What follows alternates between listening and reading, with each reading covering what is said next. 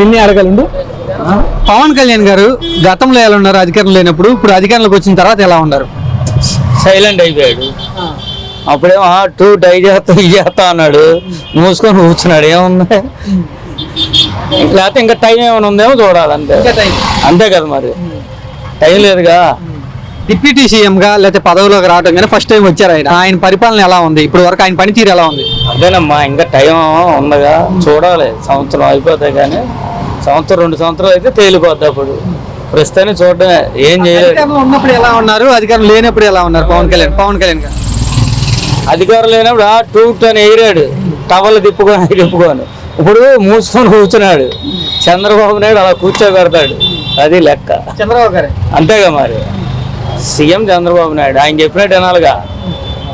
Deputy CM అని ఎగిరితే కుదరదు కదా. అప్పుడు టూట్ అన్నాడు, ఇప్పుడు లేదు సినిమా. వైసీపీ వాళ్ళ మీద దాడులు జరుగుతున్నా పవన్ కళ్యాణ్ ఏమాత్రం మాట్లాడతలేదు, పట్టించుకోవట్లేదు అంటూ వైసీపీ అంటుంది. నిజమేనది? అంతేగా మరి, ఏం మాట్లాడుతున్నాడు? అప్పుడేమో వాళ్ళు కొట్టారు వీళ్ళు కొట్టారు అన్నాడు. ఇప్పుడు మూసుకొని కూర్చోవాల్సింది, ఏం మాట్లాడి సీనే ఉండదు. సంక్షేమ పథకాల గురించి కూడా పవన్ కళ్యాణ్ ఏం మాట్లాడతలేదు. ఎలక్షన్ టైంలో అన్ని పథకాలకు నేను హామీగా ఉంటారంటే పవన్ కళ్యాణ్ చెప్పారు. ఇప్పుడు ఏం మాట్లాడలేదు అంటే వైసీపీ అంటారు. నిజమే కదా?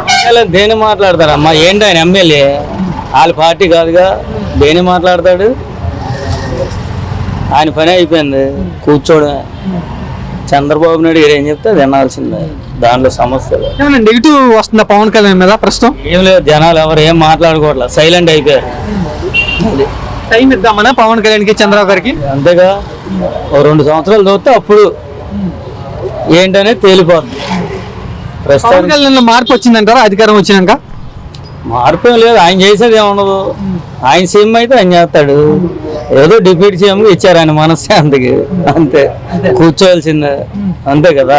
ఇప్పుడు మన పిఠాపూర్లో ఏదో క్యాంటీన్ పెడతా అన్నాడు, సీతమ్మ క్యాంటీన్. ఏదో ఇప్పుడు వాళ్ళు నేను పేపర్లో చూసా, అన్న క్యాంటీనే పెడతాడంట. మరి ఇంకేంటి అంటే ఆయన పవర్ లేనట్టే కదా, అది లెక్క.